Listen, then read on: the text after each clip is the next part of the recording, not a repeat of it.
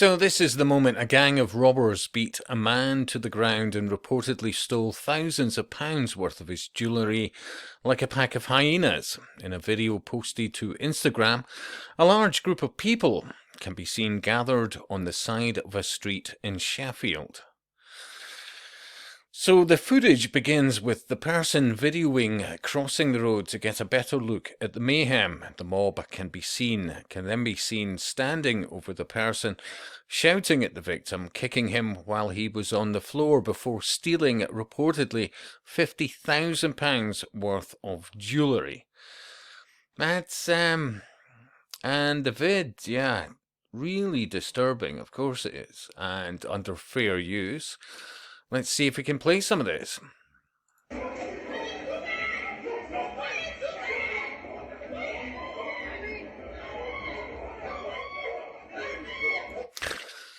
So I'm just talking Gen X here, honestly.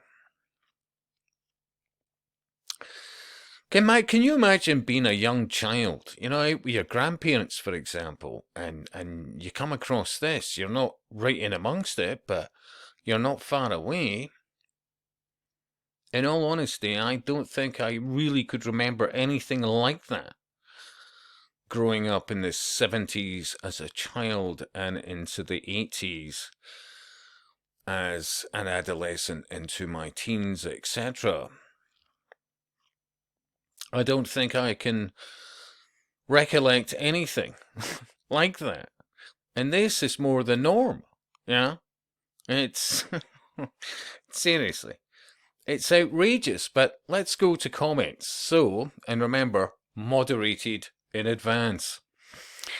So welcome to New Britain. Well, 1,097 thumbs up, 7 thumbs down. I have a Rolex watch from my late father that I never wear. That's the country we live in today. No law enforcement that is respected anymore. You couldn't disagree. Like, not that long ago, people could go around with fine watches if that's what made them happy. But they didn't have to worry about potentially being mugged or more importantly, I would argue, dying in the process. Yeah. You could look at the psychology of why people buy expensive things and then to keep themselves happy, they keep buying more expensive things, similar wise, and all the rest of it, and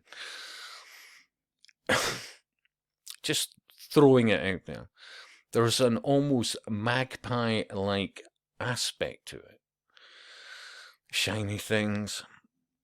And now we've been so indoctrinating the public to worship shiny things, and at the same time corrupting their morals beyond belief, and the anti-hero constantly, who's really actually Jack the Lad and somebody you could relate to. But the net result is glamorizing crime. well, let's face it, encouraging others to bring it about more and more.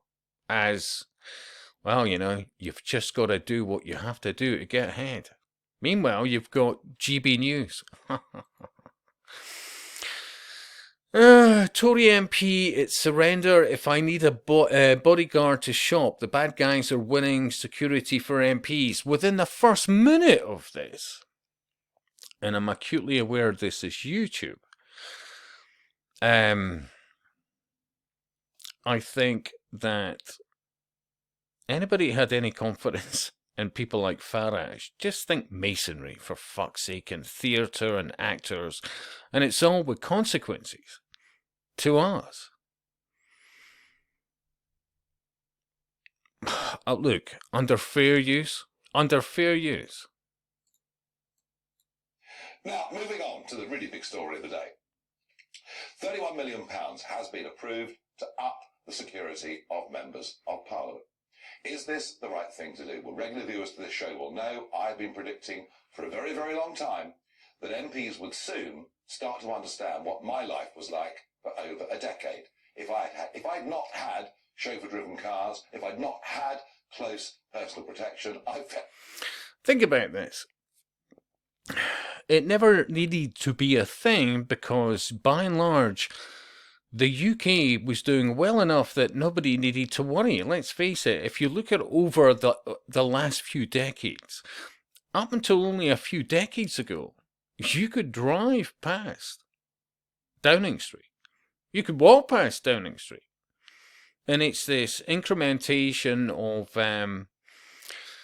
well, allowing things to happen, let's face it, that the public are being told to accept, and if they're not accepting it, then in some way they're an ist or a,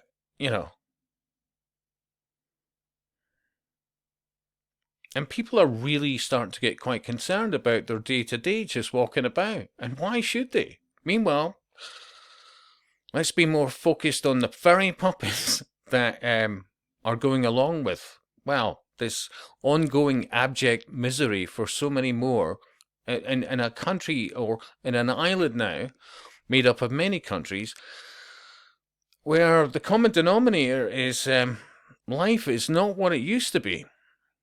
The confidence to walk around without a care in the world, even if you've got wealth, yeah? Most people, bit of banter, whatever else as they're walking past, but that was it. Now it's, fuck me, do I even scratch my arm and risk somebody seeing what my watch looks like? Meanwhile, there's almost, oh dear God, remember the miners' strike? Arthur Scargill and his chauffeur-driven Jag. Meanwhile, the miners are at soup kitchens. And you've got this. Very much doubt I'd be sitting here talking to you now. That's how vile and vicious and frankly dangerous it was when I was leading UKIP. Now some of these chickens are coming home to roost for members of Parliament.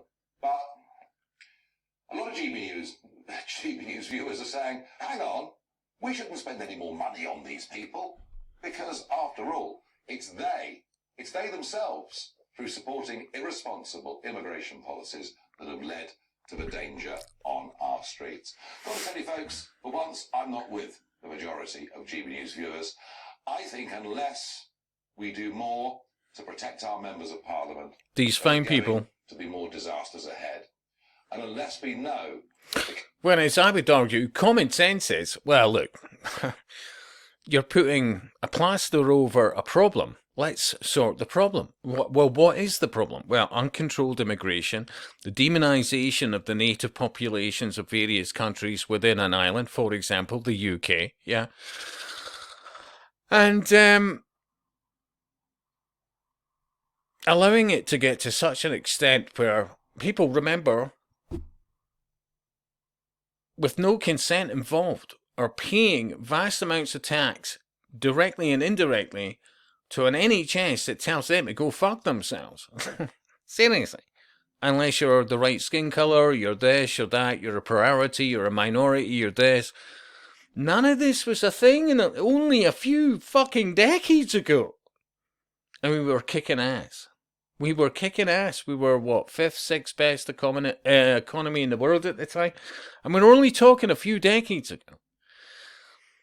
And you can't argue with the fact, early 80s, very early 80s, we could go to the Falkland Islands and kick ass and do that because we were still a world power. And we could afford to do that, and people were in better circumstances. Even if you didn't study at all at school, you could still be pretty confident of being able to get a job that would sustain enough of a living to you that you could get a mortgage on a house, marry, have children. Seriously. This has not been a thing, I would argue, last 20 to 30 years anyway. Really, realistically. No matter how many people are being in denial about this. And this is going to go from bad to worse. Because people don't see the bigger issue, which is an interconnected fucking death cult. I know, okay, I'm waffling. Amma, really, theatre, Shakespearean. That's what it is. The fuckery. Your heroes are given to you, and then they're taken away, and then and yeah, look, it's a Punch and Judy show, but they're punching at you.